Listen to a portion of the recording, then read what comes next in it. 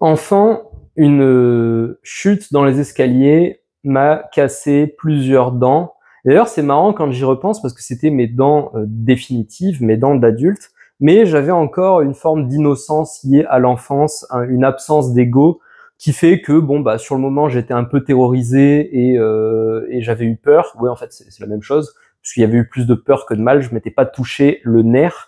Mais je pensais pas à toute la suite. Ouah, ça va être une galère ensuite de les faire réparer. Ça va faire quoi à l'âge adulte et tout. J'avais eu une forme de légèreté vis-à-vis de moi-même que Musashi nous invite à retrouver. Pensez à vous avec légèreté et profondeur au monde. Le fait est que cette chute m'avait ensuite donné le vertige. Voilà. Suite à cette chute, j'avais développé le vertige. Et quelques années après, 4-5 ans, je m'étais retrouvé avec un ami dans un parc aquatique. Et vous savez, il y a les toboggans qui descendent en flèche là. Celui-là s'appelait le géant kamikaze, dédicace à ce toboggan qui nous a beaucoup plu. Et je suis monté comme ça avec mon pote pour faire un tour de kamikaze. Je me suis positionné à la barre.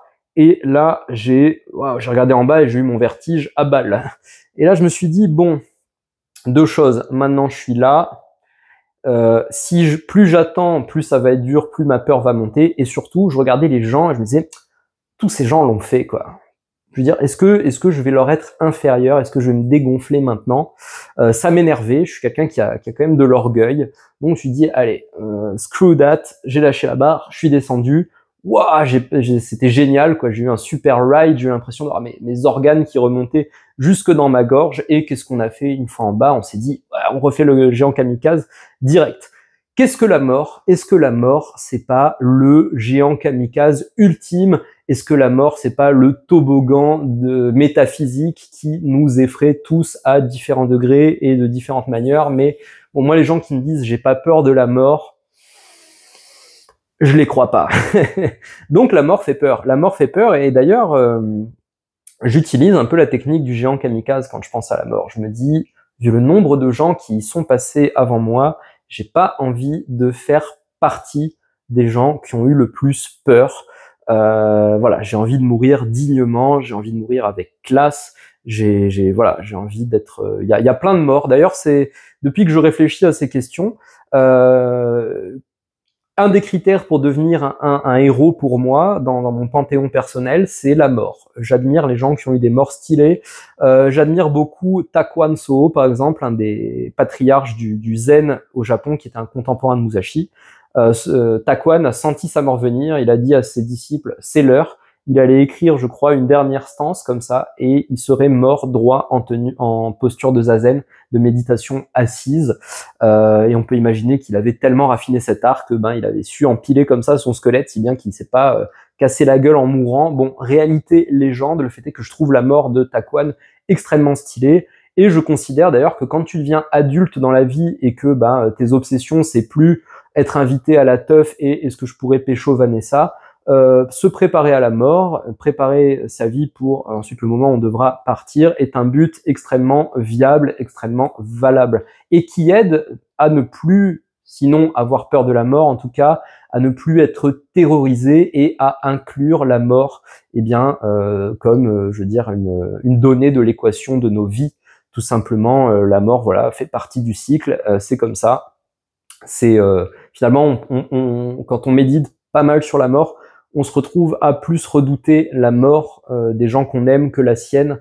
Ne jamais regretter une séparation. Il y a des séparations qui, à mon avis, sont quand même très dures à ne pas regretter, alors que la séparation de soi-même, bon, tu vois, encore une fois, comme je disais dans une autre vidéo, tu peux t'oublier 5 minutes, tu te retrouveras 5 minutes plus tard, tu t'oublies dans la mort. Qu'est-ce qu'il y a après? À la limite, ça crée du mystère, ça crée de l'expectative, tout ça, c'est intéressant. Donc voilà, moi je te partage n'ayez pas peur de la mort, c'était bien sûr intéressant comme précepte à suivre pour un samouraï, vu que à partir du moment où tu allais te friter avec des armes réelles, face à quelqu'un qui était entraîné, la mort de toute façon allait surgir et cette peur de la mort allait te paralyser justement, te faire perdre de tes moyens et tu avais besoin de tous tes moyens si tu voulais survivre.